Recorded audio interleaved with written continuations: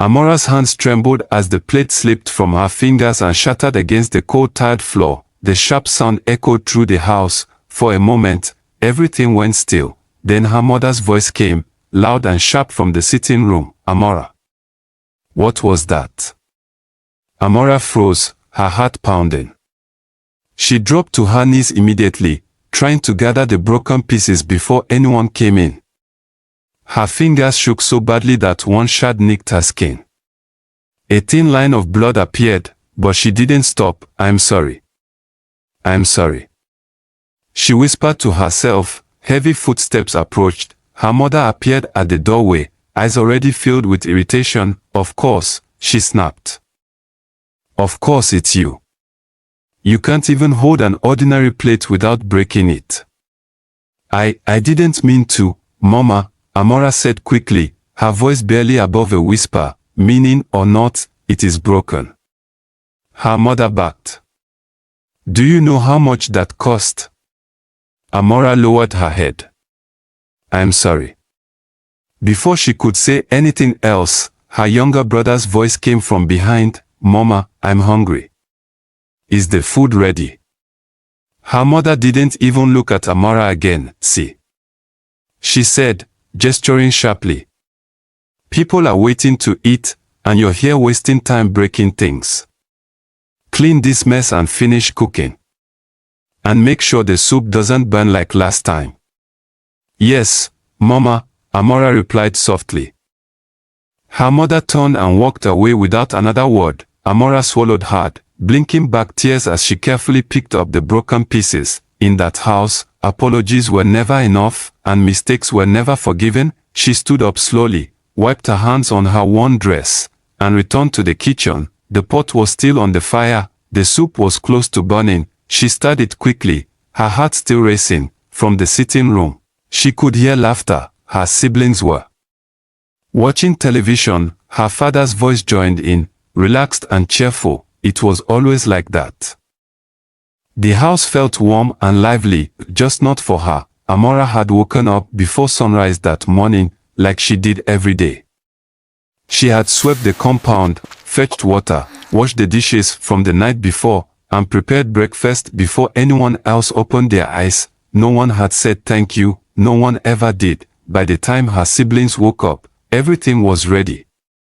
They ate, dressed, and left for school laughing and talking. Amara followed behind them, usually late, usually tired, and when they returned, she returned to work, cooking, cleaning, washing, running errands. It had been like that for as long as she could remember. She wasn't the eldest child, she wasn't the youngest either. But somehow, she was the one who did everything. That evening, as she served food, her younger sister frowned at her plate. "Why is my meat so small?" she complained. Amara blinked. "That's the same size as everyone's, don't argue," her mother snapped from across the table. "Give her your own piece."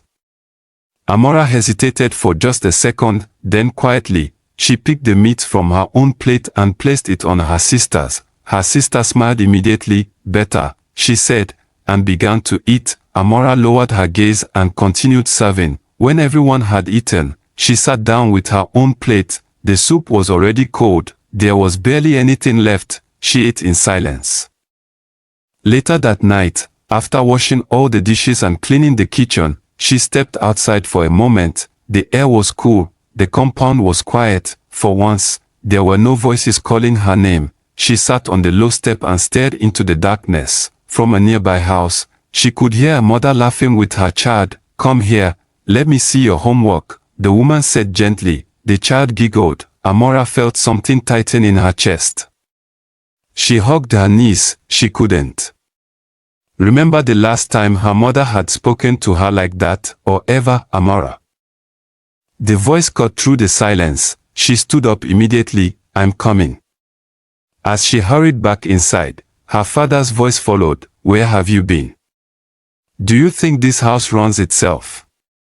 "No, sir," she said quickly. "Then act like it," he replied, not even looking at her. She nodded and moved past him. That night, she lay on her thin mattress, staring at the ceiling. Her body ached, her hands were sore, but it wasn't the pain that kept her awake, it was the thought that had been growing quietly inside her, a thought she had tried to ignore, a thought she was beginning to understand. This wasn't normal.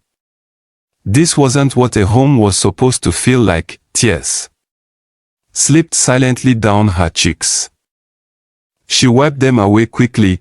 Crying didn't change anything. It never had. Still, as she closed her eyes, one question lingered in her mind. How long could she keep living like this? Because deep down, something was beginning to shift, something she could not yet explain, but something that would soon change everything. If this story is already touching you, please take a moment to subscribe, like, and share your thoughts in the comments.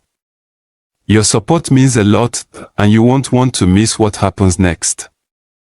Morning came too quickly. Before the first light touched the sky, Amara was already awake. She lay still for a moment, staring at the ceiling, her body heavy from the night before. Every muscle ached, but she pushed herself up anyway. There was no time to rest. There was never time. She tied her scarf, picked up the broom, and stepped outside. The compound was quiet, the air cool. For a brief moment, it felt peaceful. But she knew it wouldn't last. As she swept, her mind wandered back to the thought that had kept her awake. This isn't normal. The words echoed again. She shook her head quickly, as if trying to push them away. Thinking like that felt dangerous. It felt like something she wasn't allowed to do. Amara. Her father's voice came from inside. She dropped the broom immediately and ran in. Yes, sir. Why is there no water in the bathroom? He asked sharply. I fetched some last night, then go and fetch more. He interrupted. Do you expect me to wait? No, sir, she said quickly. She grabbed the empty buckets and rushed out again. The sun had barely risen when she reached the well. Other girls her age were there too, chatting and laughing as they filled their buckets. One of them looked at Amara. You're here this early again? She asked. Amara forced a small smile. Yes. Don't you ever rest? Another girl said. Amara didn't answer. What could she say? That rest wasn't an option. That in her house, being still felt like a crime. She filled her buckets quietly and lifted them with effort. The weight pressed down on her shoulders, but she adjusted and began the walk back home. By the time she returned, her arms were trembling. She set the buckets down carefully. Finally, her father muttered as he walked past her. No thank you, no acknowledgement, just expectation. She moved straight to the kitchen. There was breakfast to prepare. As she lit the stove, her mother walked in, tying her wrapper. Make something quick, she said. We don't have all day. Yes, Mama.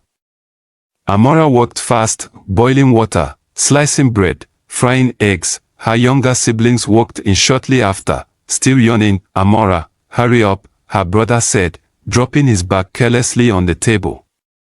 I don't want to be late. I'm almost done, she replied. Her sister sat down and stretched. Make mine with more eggs, she added casually. Amara nodded. When the food was ready, she served everyone first. They ate without waiting for her. Halfway through, her brother frowned. This tea is too hot, he complained. Sorry, Amara said quickly. Sorry doesn't fix it, he muttered. Their mother sighed. Honestly, Amara, must everything be a problem? Amara lowered her gaze. No, Mama.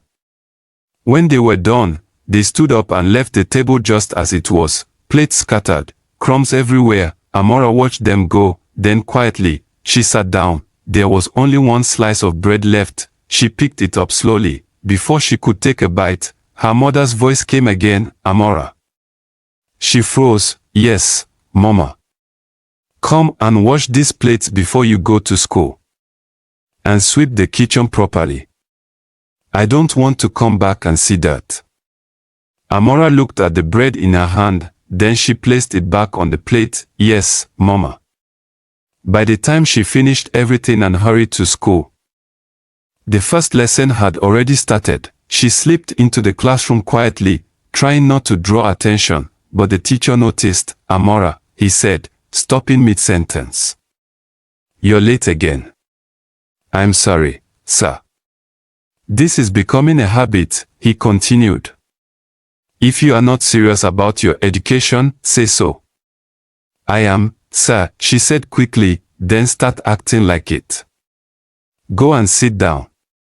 She nodded and walked to her seat. Her friend, Kemi, leaned closer. "Are you okay?" she whispered. Amara nodded. "I am fine." But she wasn't. She struggled to keep her eyes open throughout the lesson.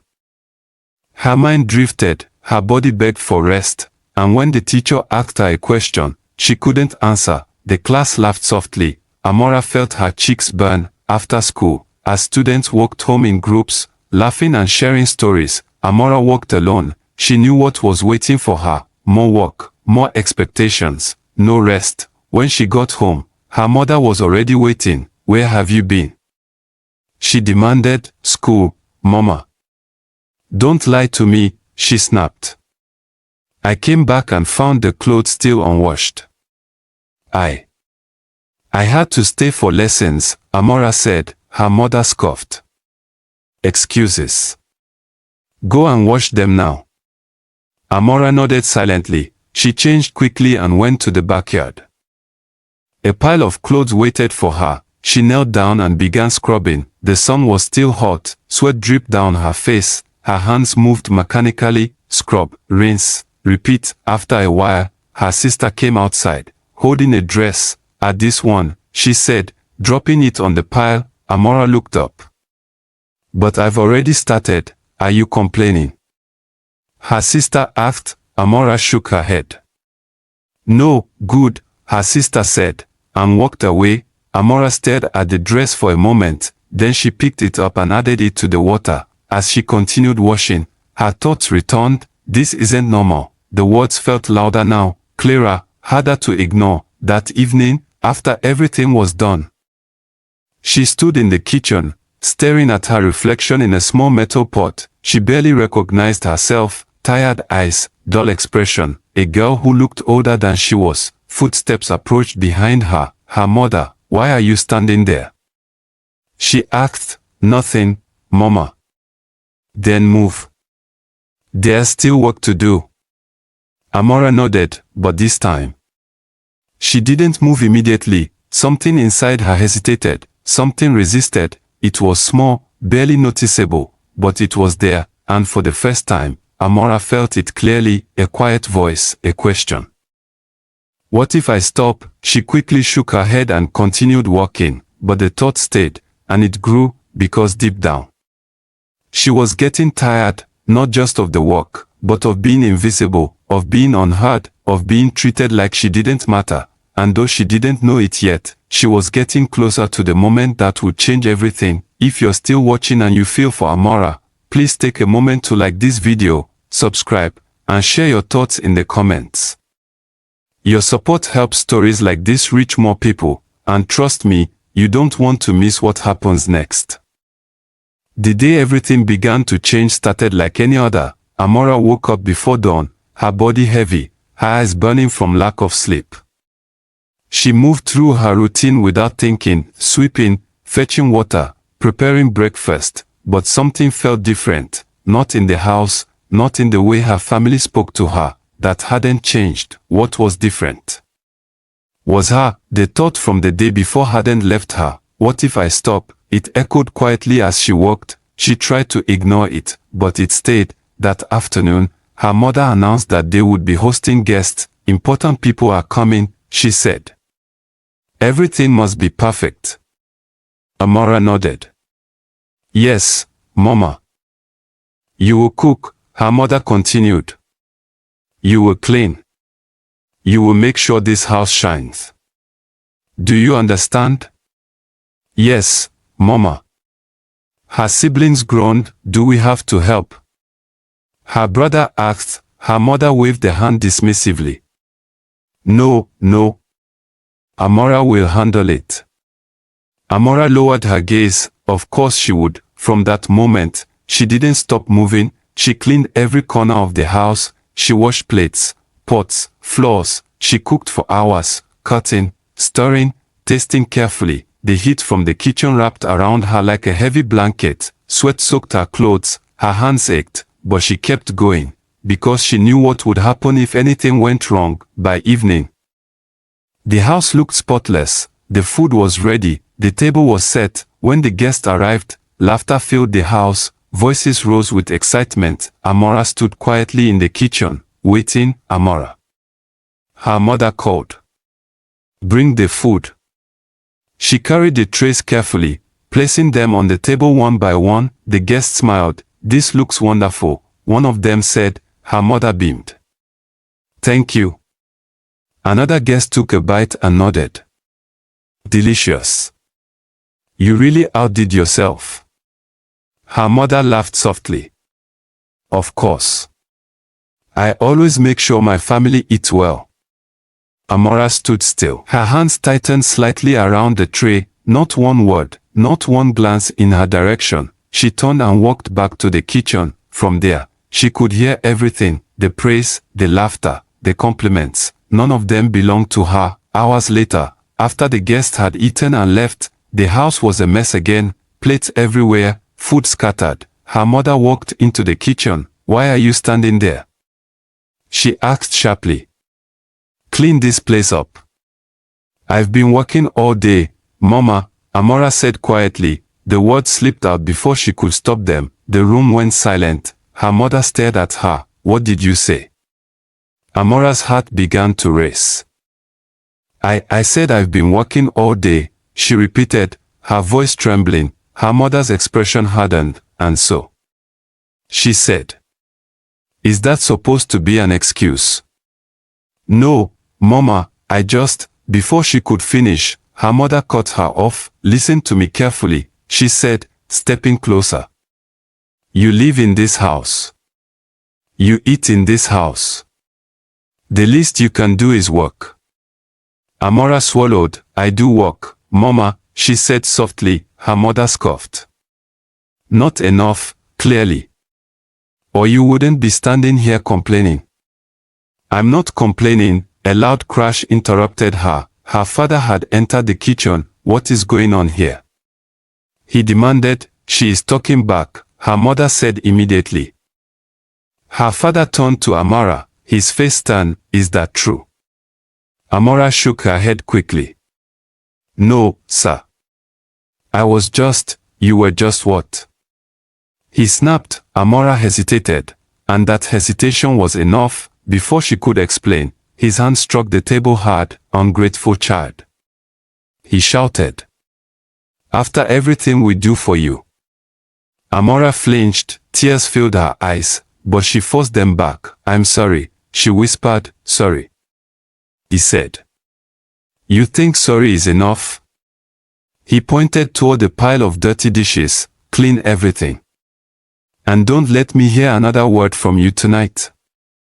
Yes, sir, she said, her voice barely audible. They both walked away. The kitchen fell silent again. Amara stood there for a long moment. Her chest felt tight. Her hands trembled. Then slowly, she turned to the sink. She began to wash one plate, then another. Water splashed softly against the metal. The silence around her felt heavy, and then the tears came, quiet at first, then stronger. She tried to hold them back, but she couldn't. They feel free now, dropping into the water, mixing with soap and effort and exhaustion. I'm trying.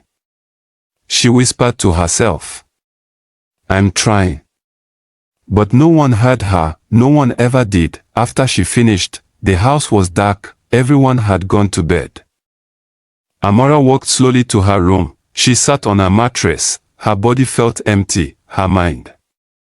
Even more so, she stared at the wall, and for the first time, she didn't feel just tired, she felt something else, something deeper, something final. The thought came back again, but this time, it wasn't quiet. What if I stop? She closed her eyes. Another thought followed. What if I leave? Her eyes opened immediately. Her heart began to race. Leave. The idea felt impossible, terrifying, but also relieving. She looked around the small room. There was nothing there, nothing that felt like hers. Nothing that felt like home. Slowly, she stood up, she walked to the corner and pulled out a small bag. She stared at it for a long moment, then she began to pack, not much, just a few clothes, a small notebook, a pen. Her hands moved slowly, carefully, as if she was afraid the moment might disappear if she rushed. When she finished, she sat back down. Her heart pounded loudly in her chest. She looked toward the door, then back at the bag, then toward the door again. Tears filled her eyes, but this time they felt different, not just pain, not just sadness, but something else, a quiet strength, a decision forming. She reached for her notebook, she opened it, and began to write. The words came slowly, but they were clear. I was your child, not your servant. She stopped, she looked at the sentence, then she closed the notebook. Her hands trembled slightly as she placed it on the table. Silence filled the room again, but it wasn't the same silence as before. This one felt like something was about to change, and for the first time in a long time, Amara wasn't just enduring anymore, she was deciding. If you've made it this far, please don't forget to like this video, subscribe, and tell me in the comments, what would you do if you were in Amara's place? Stay with me, because the next part will change everything. The house was completely silent when Amara stood up. Her heart was beating so loudly she was sure someone would hear it. She picked up her small bag and held it tightly against her chest. For a moment, she didn't move. She just stood there, listening. Nothing, no footsteps, no voices. Everyone was asleep. Slowly, carefully, she walked toward the door. Each step felt heavier than the last. She reached the handle and paused. Her hand rested on it, trembling. This was it. Once she opened that door, everything would change. She glanced back at the room, the thin mattress, the bare walls, the life she had always known. A tear slipped down her cheek, but she didn't wipe it away. Instead, she took a deep breath and opened the door. The cool night air greeted her. For the first time, it didn't feel like a place she had to rush through. It felt like freedom. She stepped outside and gently closed the door behind her, and just like that, Amara left. She walked quickly at first, her heart still racing, her ears alert for any sound behind her. But as the house disappeared from view, her steps slowed. She looked around. The world felt bigger than she had ever noticed, quieter, open. She didn't know exactly where she was going, but she knew one thing for certain. She wasn't going back. That night, she found a small corner near a closed shop and sat down. She wrapped her arms around herself, trying to stay warm. Sleep didn't come easily. Her mind was filled with questions, fear, uncertainty, but beneath all of that, there was something else, relief. Morning came with noise, people moving, shops opening, life continuing as if nothing had happened. Amara stood up slowly, her body stiff, her stomach growled. She hadn't eaten. For a moment, doubt crept in. What have I done? But then she remembered. The shouting, the silence, the way she had felt invisible in her own home. She straightened her shoulders. No. She had made the right choice. She just needed to keep moving. She walked through the streets, unsure of where to go, until she reached a small food store.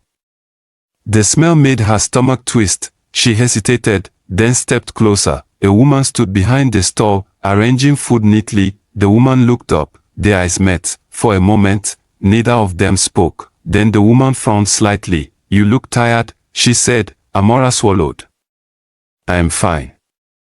The woman didn't look convinced. When was the last time you ate? She asked. Amara hesitated. The silence answered the question. The woman sighed softly and reached for a plate. Sit, she said. Amara blinked. I don't have money. I didn't ask for money, the woman replied gently. Sit. Amara slowly sat down. The woman placed a plate of food in front of her. Eat. Amara stared at it, then at the woman. Thank you, she whispered. She ate slowly at first, then faster. The food tasted better than anything she could remember, not just because of the taste, but because no one had shouted at her while she ate. No one had taken it away. No one had made her feel like she didn't deserve it. When she finished, she looked up. Thank you, she said again. The woman studied her. What's your name? Amara. I'm Mama Tola, the woman said. Where are your parents? Amara looked down. I don't want to go back there, she said quietly. Mama Tola didn't ask more questions. She simply nodded. Then don't, she said. Amara looked up, surprised. You can help me here, Mama Tola continued. Work. Learn. Stay busy. No one stays idle in this world. Amara nodded quickly. I can work. I know, Mama Tola said. I can see that.